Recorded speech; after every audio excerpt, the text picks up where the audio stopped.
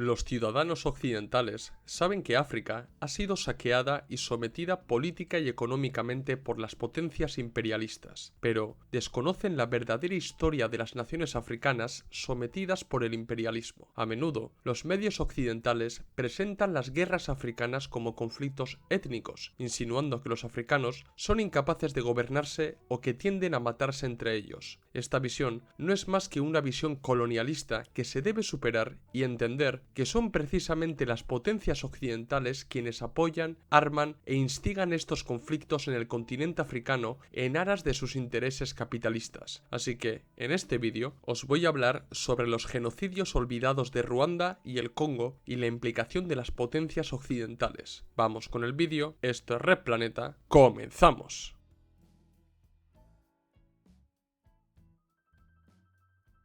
África es un continente en constante contradicción. A pesar de ser uno de los continentes con más recursos naturales, lleva décadas sumido en el subdesarrollo y sus habitantes son los más pobres del planeta. Esta contradicción solo se puede explicar mediante el colonialismo que mantuvo a los países africanos en una situación de subdesarrollo mientras los colonialistas europeos extraían los recursos que les interesaban y se hacían con mano de obra barata esclavizando a los africanos. El esquema colonial histórico es bien conocido por todos, pero a mediados del siglo pasado el colonialismo adquirió nuevas formas, convirtiéndose en neocolonialismo y provocando grandes catástrofes como las distintas masacres que se produjeron en los países centroafricanos. Desgraciadamente, existen demasiados conflictos étnicos instigados por los colonialistas europeos, así que, en este vídeo, me quiero centrar en uno de los conflictos étnicos más importantes de África, el caso de República Democrática del Congo y Ruanda. Soy consciente de que mucha gente desconoce el problema existente entre estos dos países, así que he estructurado el vídeo de manera que se entienda el conflicto que se ha extendido entre estos dos países centroafricanos. Primeramente, os hablaré de las dos grandes tribus, los Hutus y los Tutsis. Después, haré un repaso de la historia de estos dos países y por último, os explicaré cómo entraron en disputa. Así que, vamos allá. No han sido pocos los historiadores, analistas y medios de comunicación occidentales que han presentado el conflicto entre el Congo y Ruanda como un simple conflicto étnico y tribal entre los Hutus y los Tutsis. Sin embargo,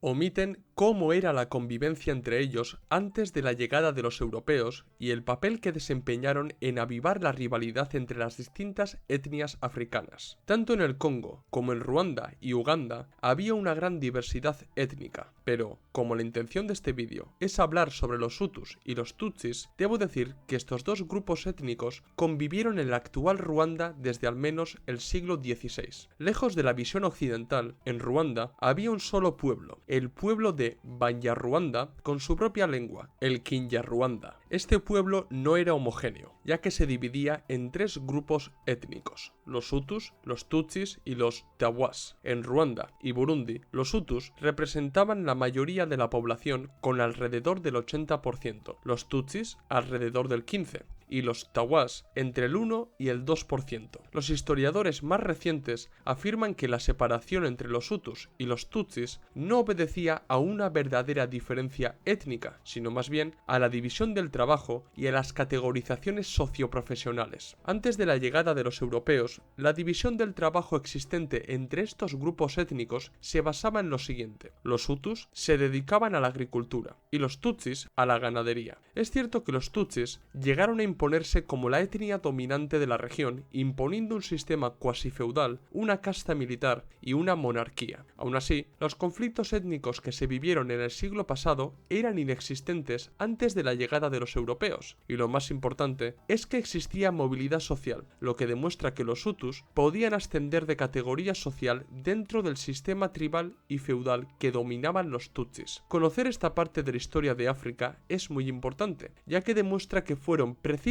los europeos quienes impusieron categorías étnicas rígidas entre Hutus y Tutsis para enfrentarlos y consolidar su poder colonial. A su vez, se debe tener en cuenta que los actuales estados-nación de África fueron fruto del reparto colonial de los europeos que dividieron los territorios africanos obedeciendo a su propio interés colonialista y sin tener en cuenta a los habitantes locales. Como consecuencia de esta actitud colonial, se dieron muchos casos en los que un mismo pueblo africano fue dividido en dos colonias distintas o dos pueblos distintos fueron agrupados dentro de una misma colonia. El desarrollo histórico de Ruanda. Los primeros europeos en colonizar Ruanda fueron los alemanes. En 1897 conquistaron Ruanda y la integraron en la colonia de África Oriental alemana. Los alemanes no tenían ningún interés en desarrollar y modernizar Ruanda, sino que su objetivo era extraer los recursos y materias primas que necesitaba su imperio. Ahora bien, los alemanes pronto se dieron cuenta de que para obtener las materias primas, lo ideal era fomentar la división racial entre los ruandeses, de manera que los tutsis pudieran dominar sobre los hutus y estos últimos se dedicaran a la agricultura en pro de los intereses alemanes con la ayuda de los tutsis. Los alemanes introdujeron políticas raciales en Ruanda para diferenciar a los tutsis de los hutus. Según estas teorías, los tutsis eran racialmente superiores a los hutus porque eran de origen amita y esto los acercaba más a los europeos. A su vez, un mejor físico y una actitud más cercana hacia los alemanes, como se puede ver con las altas tasas de cristianización entre los tutsis, eran pruebas más que suficientes para justificar la ayuda alemana al dominio tutsi sobre los hutus. Durante la Primera Guerra Mundial, los alemanes fueron sustituidos por los belgas que se hicieron con el control de Ruanda. Es cierto que los belgas hicieron más esfuerzos para desarrollar la economía de Ruanda y rentabilizar la colonia, pero continuaron las políticas raciales iniciadas por los alemanes. Usando la frenología, los belgas aseguraron que los tutsis eran superiores a los hutus y se apoyaron en el dominio tutsi para imponer su autoridad colonial. Fueron precisamente los belgas quienes consolidaron la diferencia racial entre tutsis y hutus, creando pases identitarios con los que clasificaban a los nativos como tutsis o hutus. Esto ayudó indudablemente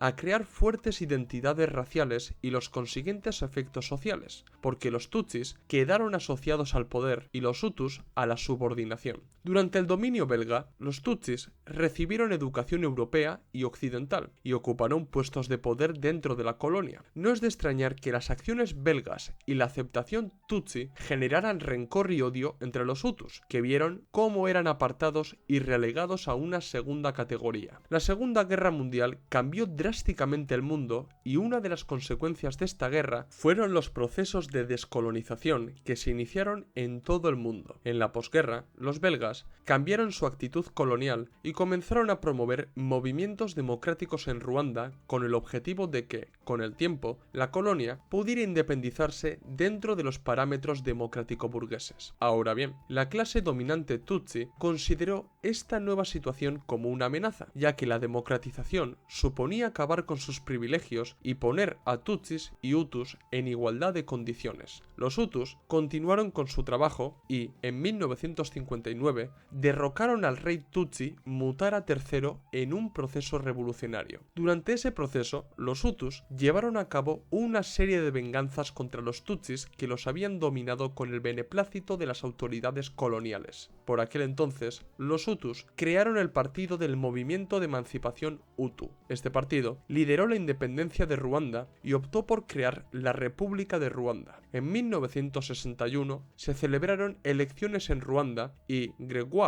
Kayibanda se convirtió en el primer ministro. Si bien el proceso de independencia de Ruanda y la creación de la República se han presentado como un proceso democrático, la verdad es que con él continuaron las acciones hutus contra los tutsis y la violencia de los primeros provocó que entre 1959 y 1964 alrededor de 300.000 tutsis huyeran de Ruanda para establecerse en Burundi, Uganda y el Congo. En este punto, es importante recordar que Burundi formó parte de la misma colonia que Ruanda, por lo que el dominio colonial belga se conocía como la colonia de Burundi-Ruanda. Burundi no experimentó un cambio radical tras su independencia, porque la monarquía tutsi continuó reinando reinando en el país. Por tanto, es lógico que los tutsis marcharan a Burundi para protegerse y que este país ayudara a los propios tutsis ruandeses a recuperar el poder en su país. Las distintas incursiones tutsis desde Burundi provocaron la respuesta represiva del gobierno ruandés de Kayibanda, pero esta no se limitó a los tutsis que incursionaban desde Burundi, sino que también se reprimió y asesinó a los propios tutsis que se habían quedado en Ruanda, ya que eran vistos como una quinta columna por parte de los hutus. Se puede decir que el conflicto étnico comenzó con la salida de las autoridades coloniales belgas que sembraron la semilla de estos conflictos. En Burundi, la monarquía tutsi respondió a las acciones ruandesas reprimiendo y asesinando a alrededor de 350.000 hutus que vivían en el país. Lo ocurrido en Burundi consolidó el fuerte sentimiento anti-tutsi entre los hutus que exigieron al gobierno ruandés que tomara medida contra los tutsis que aún quedaban en Ruanda. Para entonces, el gobierno de Kayibanda estaba muy debilitado debido a la enorme corrupción de los gobernantes y la crisis económica que atravesaba el país. Kayibanda estaba totalmente desacreditado y no era capaz de dar una respuesta a las demandas de la mayoría hutu. Así que el general del ejército ruandés, Juvenal Habyarimana, dio un golpe de estado para derrocarlo. Este general no llegó al poder para sacar a Ruanda de la crisis en la que se encontraba, sino para servir a los intereses neocolonialistas de Francia y continuar con las políticas de matanzas contra los tutsis. El general ruandés se convirtió en un verdadero dictador al suprimir la Asamblea Nacional del país, imponer un régimen militar y acabar con la escasa democracia parlamentaria que existía en el país africano. En realidad, Habyarimana era el elegido de Francia en Ruanda y actuó como dique de contención ante los objetivos imperialistas estadounidenses en el centro de África. Este títere de Francia implantó políticas que beneficiaron a las empresas francesas en Ruanda y acabó vendiendo su patria y las materias primas ruandesas en aras de beneficiarse él y su pequeña camarilla militar. Los franceses convirtieron Ruanda en una pequeña pieza del tablero geopolítico de África, ya que desde Uganda los estadounidenses también tenían intereses en incidir en Ruanda a través del Frente Patriótico Ruandés de Paul Kagame, de mayoría tutsi. Para evitar que los tutsis volvieran a tomar el poder, Francia consolidó la dictadura del líder hutu Habyarimana, financiando, armando y entrenando a los soldados ruandeses que tenían muchas ganas de acabar con los tutsis que vivían en su país y en los países vecinos. En 1990, Francia obligó a Habyarimana a reformar su régimen militar y a permitir la introducción de ciertos mecanismos democráticos en el país para evitar que la comunidad internacional se alarmara. De esta manera, Habyarimana estableció el multipartidismo en Ruanda, pero esta acción no hizo más que reavivar el conflicto entre hutus y tutsis. Ese mismo año, el Frente Patriótico Ruandés Tutsi de Kagame, apoyado por Uganda y Estados Unidos, invadió Ruanda, lo que dio comienzo a la guerra civil. El régimen ruandés se enfrentó a las fuerzas de Kagame, pero no habría podido neutralizar a los tutsis sin la ayuda francesa, ya que el entonces presidente francés François Mitterrand había ayudado a Habyarimana a crear las milicias Interahamwe e incluso intervino directamente en la guerra civil, frenando a los combatientes del Frente Patriótico Ruandés. La situación en Ruanda era insostenible y la propia ONU publicó distintos informes advirtiendo sobre las posibles represalias que podía tomar el gobierno hutu ruandés contra los tutsis, las cuales podrían derivar en un genocidio. Por un lado, Francia intentó convencer a Habyarimana para que permitiera el establecimiento de un gobierno compartido con tutsis y logró que el líder ruandés firmara en 1993 un acuerdo de paz con los tutsis, aunque las represalias contra ellos continuaron dentro de Ruanda. Por otro lado, Estados Unidos hizo oídos sordos a las advertencias de la ONU y no tomó las medidas suficientes para evitar el desastre porque apoyaba al Frente Patriótico Ruandés de los tutsis. Pues bien, en abril de 1994, el avión en el que viajaba Habyarimana fue derribado por un misil y tanto él como el presidente de Burundi fallecieron en el acto. Este suceso marcó el comienzo del genocidio de Ruanda y, en tan solo 100 días, los hutus y sobre todo las milicias Interahamwe asesinaron a 800.000 tutsis y hutus moderados que apoyaban la convivencia entre ambos grupos. Es decir, casi el 75% de la población tutsi fue asesinada durante este periodo. Durante el genocidio, Francia continuó apoyando a los hutus, por lo que tiene mucha responsabilidad en las atroces matanzas cometidas en el país. De hecho, en 2021, varios historiadores franceses publicaron un informe de 1200 páginas en el que demostraron la implicación y la responsabilidad de Francia en el genocidio de Ruanda. Por su parte, los estadounidenses se frotaron las manos porque las acciones genocidas de los hutus sirvieron para justificar su apoyo al Frente Patriótico de los Tutsis y presentar su apoyo como el de una fuerza de liberación nacional que luchaba contra un genocidio. En realidad,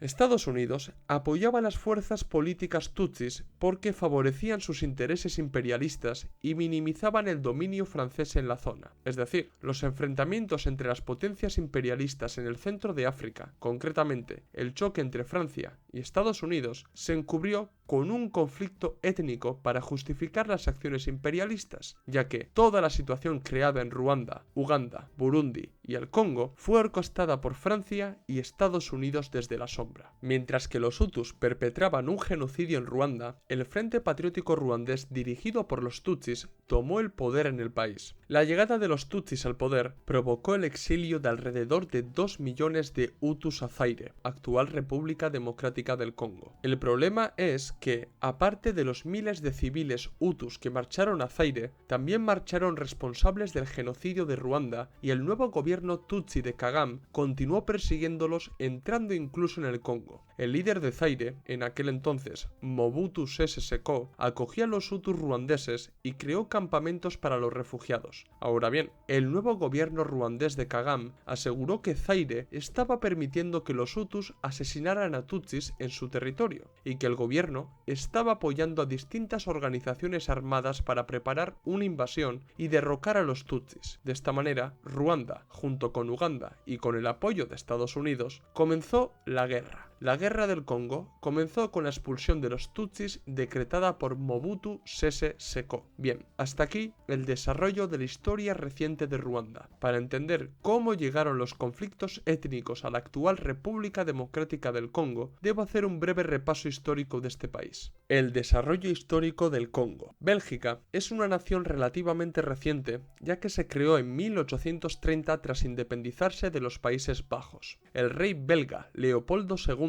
quiso pronto emular al resto de las potencias imperialistas de Europa y comenzó a buscar en el mundo territorios que pudiera colonizar. Así, puso sus ojos en África y, con la excusa de civilizar el continente, la Asociación Internacional Africana intentó coordinar la colonización. Los esfuerzos de Leopoldo II dieron sus frutos tras la Conferencia de Berlín de 1885, en la que se aceptó la colonización belga del Congo. Ahora bien, el Estado Libre del Congo que crearon los belgas no era una colonia al uso, sino una colonia personal del rey belga que estuvo administrada directamente por él. Durante los primeros años del Estado Libre del Congo, Leopoldo II impuso un régimen brutal que acabó con la vida de entre 10 y 13 millones de congoleños. Además, el rey belga se benefició de la obtención de materias primas como el caucho o el marfil que sirvieron para su enriquecimiento personal. Pero eso no fue todo, ya que el rey de Bélgica permitió que distintas empresas privadas extranjeras se establecieran en sus dominios y continuaran saqueando la región. Las barbaridades que cometió Leopoldo II en el Congo provocaron que el resto de los países presionaran para que cediera el control del Congo al Estado belga y, de esta manera,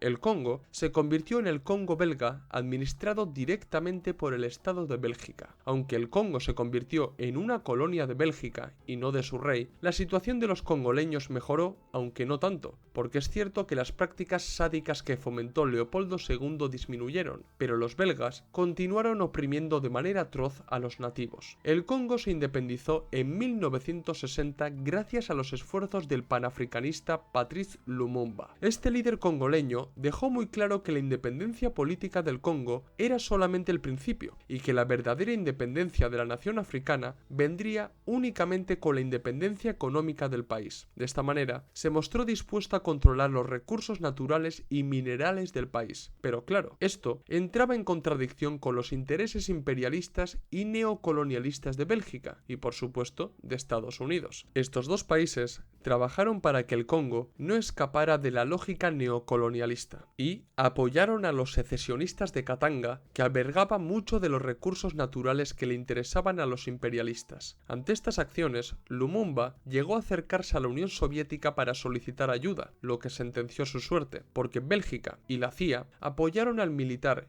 Joseph de Sig Mobutu, que acabó derrocando y asesinando a Lumumba. Joseph de Sig Mobutu, más conocido como Mobutu Sese Seko, se convirtió en el nuevo líder del país. Congo pasó a llamarse Zaire y Mobutu impuso un régimen militar y dictatorial en el país. Durante su mandato, Mobutu favoreció los intereses neocolonialistas franceses y, en los años 90, se vio involucrado en el conflicto étnico ruandés que comenzó con el inicio de la Guerra Civil de Ruanda y el genocidio. En 1994 se cruzaron los caminos del Zaire y Ruanda. Como os he dicho antes, alrededor de 2 millones de hutus ruandeses se exiliaron a Zaire como consecuencia de la toma del poder por parte de los tutsis de Kagame. Mobutu aceptó a los hutus y participó gustosamente en la persecución de los tutsis congoleños hasta que estos fueron expulsados. Estas acciones provocaron que Zaire entrara de lleno en el conflicto étnico de Ruanda y el régimen de Kagame, ayudado por Uganda, decidió entrar en guerra con Zaire. El relato oficial asegura que Ruanda y Uganda combatieron contra Zaire para derrocar a Mobutu y liberar a los congoleños de su dictadura. Pero la cuestión no es tan sencilla, ya que hay disputas imperialistas e intereses por los recursos naturales del Congo de por medio. Tened en cuenta que Francia era aliada de Zaire y que el régimen de Mobutu benefició los intereses imperialistas de los franceses, pero es que tanto Uganda como posteriormente los tutsis ruandeses eran apoyados por Estados Unidos, que vio en el conflicto étnico centroafricano la oportunidad ideal para extenderse por el continente apoyando a sus aliados. El exilio de 2 millones de hutus a Zaire y la enemistad creada entre Zaire y Ruanda era la oportunidad perfecta para que los estadounidenses instaran a Ruanda a entablar una guerra con Zaire y derrocar al dictador que favorecía a Francia. Y así fue. La primera guerra del Congo, que tuvo lugar entre 1996 y 1997, tuvo como consecuencia el derrocamiento de Mobutu, la subida al poder del líder de la Alianza de Fuerzas Democráticas para la Liberación del Congo, Laurent Desig Kabila, y el cambio de nombre del país, que pasó a llamarse República Democrática del Congo. Estados Unidos allanó el camino para que las multinacionales entraran en el Congo y se valieran de la mano de obra barata y casi esclava y obtuvieran las materias primas y los recursos naturales tan necesarios para producir sus mercancías. Pese a todo esto, el conflicto en el centro de África no cesó, ya que la llegada de Kabila al poder no solucionó ninguna de las cuestiones que provocaron la primera guerra del Congo. Nada más llegar al poder, Kabila exigió a Ruanda y Uganda que retiraran sus tropas del país. No cumplió algunas de sus promesas de democratización, puso trabas al saqueo indiscriminado de los recursos naturales de su país, los hutus del este continuaban armándose y tampoco consiguió acabar con los grupos insurreccionales que apoyaban al derrocado Mobutu. Así, Ruanda y Uganda volvieron a declarar la guerra al Congo en 1998, comenzando la Segunda Guerra del Congo. El conflicto terminó oficialmente en 2003 y se estima que dejó 3.800.000 muertos por combates, asesinatos indiscriminados y enfermedades. La guerra no dejó un claro ganador y en el Congo se conformó un gobierno de transición unido liderado por Joseph Kabila, que no es el mismo Kabila que llegó al poder durante la Primera Guerra del Congo. Una de las consecuencias más importantes de la guerra fue el desarme de las distintas milicias hutus que había en el Congo, con el fin de tranquilizar a Ruanda y evitar una nueva intervención de este país. Sin embargo, esto no sirvió de nada, ya que a lo largo de los últimos años, Ruanda ha seguido utilizando la excusa de las milicias hutus en el Congo para armar a distintas milicias pro-ruandesas que están causando estragos en el Congo. El conflicto entre Ruanda y la República Democrática del Congo se prolonga hasta la actualidad. En 2021, el grupo armado Movimiento 23 de Marzo, M23, financiado y apoyado por Ruanda, volvió a tomar las armas para generar caos y desorden en el Congo. El M23 afirma defender los derechos de la minoría Banyamulenge, un grupo étnico de origen tutsi, pero la verdad es mucho más turbia. Hay que tener en cuenta que los miembros del M23 no son combatientes congoleños, sino soldados ruandeses que encubren sus acciones armadas y terroristas en el Congo con el argumento de defender a una minoría étnica. A su vez, Ruanda ha recibido financiación y apoyo de Estados Unidos para hostigar al Congo y allanar el camino a las grandes multinacionales. El país centroafricano es muy tentador para obtener coltán, oro, uranio y diamantes, y las multinacionales prefieren saltarse las pocas regulaciones estatales del Congo y generar caos y desorden para saquear el país. Ruanda, que principalmente se apoya en la economía agrícola, se ha dado cuenta de que puede obtener mayores beneficios saqueando los recursos naturales de su vecino africano y de que, además, tiene socios occidentales dispuestos a comerciar y participar en el saqueo. De esta manera, Ruanda lleva varios años usando al M23 para incursionar de manera no oficial en el Congo y apropiarse de sus recursos naturales. Cada día que pasa, este conflicto se violenta cada vez más y el Congo y Ruanda están cada vez más cerca de entrar en una tercera guerra. Por un lado, el Congo acusa a Ruanda de apoyar y financiar al M23 para hacerse con el control de distintos territorios congoleños como la ciudad de Goma y, por otro lado, Ruanda acusa al Congo de apoyar a las Fuerzas Democráticas de Liberación de Ruanda, que es un grupo rebelde Hutu. Nuevamente, los medios de comunicación occidentales presentan la rivalidad entre el Congo y Ruanda como un conflicto étnico cuando en realidad nos encontramos ante un país como el Congo que defiende su territorio nacional y sus recursos naturales del saqueo que realizan las fuerzas proxy ruandesas con el beneplácito de Occidente y las grandes empresas multinacionales. No debemos pasar por alto la mano occidental en todos estos conflictos. Como he dejado claro, fueron los colonialistas alemanes y belgas quienes crearon un conflicto étnico que antes no existía entre Hutus y Tutsis. Después, la contradicción entre los intereses imperialistas de Francia y Estados Unidos llevó a estos dos países a disputarse el control de los recursos naturales de Ruanda y el antiguo Zaire. Y, hoy en día, las grandes multinacionales, a través de los estados occidentales, usan a Ruanda y al M23 para generar caos en el Congo y saquear sus recursos. Pensadlo bien, las grandes empresas multinacionales tienden a minimizar sus costes para obtener la máxima ganancia y, por ello, deslocalizan sus empresas. La reducción de costes también está relacionada con la obtención de materias primas para la producción de sus distintas mercancías. Está claro que si las grandes multinacionales respetaran la soberanía nacional de países como el Congo, deberían hacer tratos comerciales de tú a tú, es decir, respetando el precio de la fuerza de trabajo local, pero esto aumentaría el precio de las materias primas, lo que reduciría los beneficios. Así pues, a las grandes multinacionales les interesa usar mano de obra barata o directamente esclava para conseguir las materias que necesitan a precios irrisorios. Pero, claro, para llegar a esta situación necesitan títeres africanos que permitan estas prácticas neocolonialistas y, en el caso del Congo, esto no se da. Por ello, prefieren usar a Ruanda y al M23 para generar caos y desorden y que el gobierno congoleño sea incapaz de controlar y supervisar la actividad económica de estas empresas. No solo eso, sino que, en algunos casos, las grandes multinacionales han financiado directamente a grupos terroristas como el M23 para que se hagan con el control de ciertas regiones con alta concentración de materias primas. Estos grupos esclavizan a la población congoleña e incluso obligan a trabajar